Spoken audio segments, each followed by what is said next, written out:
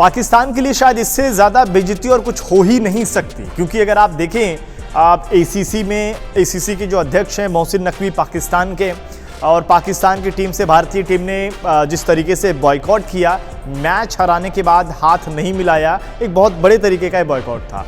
और इसके बाद पाकिस्तान पूरी तरीके से जलील हो गया और उन्होंने धमकी दी कि अब एक काम करते हैं कि जो मैच रेफरी हैं इनको आप बाहर करिए, इनको बाहर करेंगे तभी हम अगला मुकाबला खेलेंगे, वरना अब हम बॉयकॉट करेंगे। ऐसा पाकिस्तान की तरफ से कहा गया, पीसीबी की तरफ से कहा गया। लेकिन फाइनली शिकायत की गई थी आईसीसी में, और वहाँ से जो खबर आ रही है, जो इस वक्त की बड़ी खबर है कि पाकिस्तान को बड़ा झटका लगा। आईसीसी से कह दिया गया कि यार देखिए, जो आप लेकर शिकायत आए हो, इस शिकायत को सीधे वापस लेकर चले जाइए।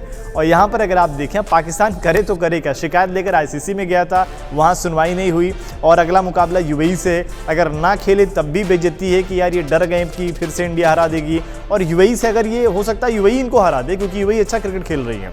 और ऐसे में जो बॉयकॉट की इन्होंने धमकी दी थी, अब दोनों तरफ से घिर गए कि यार बोला भी था, अब खेल भी लेंगे तब भी बदनामी है। और ऐसे में ये भी है कि लोगों ने सवाल पूछा कि अगर ये नहीं खेलते हैं तो इस पर एक्शन क्या हो सकता है। देखिए, एक्शन की अगर बात करें तो फिलहाल तो यही है कि अगर ये नहीं खेलते हैं तो यूएई पहुंच जाएगा, आगे क्वालिफाई कर जाएगा, और यूएई से पाकिस्तान हारा हुआ मान लिया जाएगा। और इसके अलावा अगर ये बॉयकॉट की बात करते हैं किसी कंट्री के साथ ना खेलने का, तो एसीसी आने वाले समय में इनको बैन भी कर सकता है। तो पाकिस्तान के लिए ये भी बड़ा झटका है। होता नहीं कि किसी इंसान की चौतरफा तरीके से जब घिर जाता कुछ समझ में नहीं आता।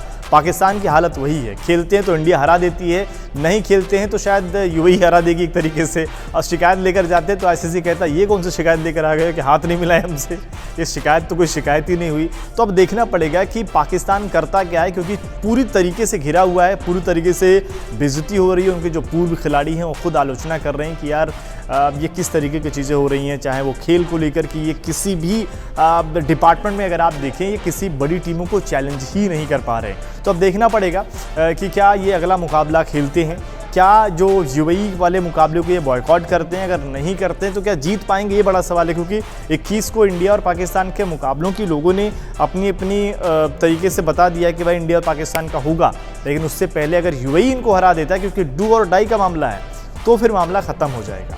अब आपको क्या लगता है कि पाकिस्तान यूएई को हरा देगा, या आपको लगता है कि पाकिस्तान इतना जिगरा दिखा पाएगा कि इतना कुछ होने के बाद ये शिकायत करने गए थे धमकी वाला, और फिर वो धमकी सुनी भी नहीं गई, तो क्या ये बॉयकॉट करेंगे? आप कमेंट करके ज़रूर बताएं।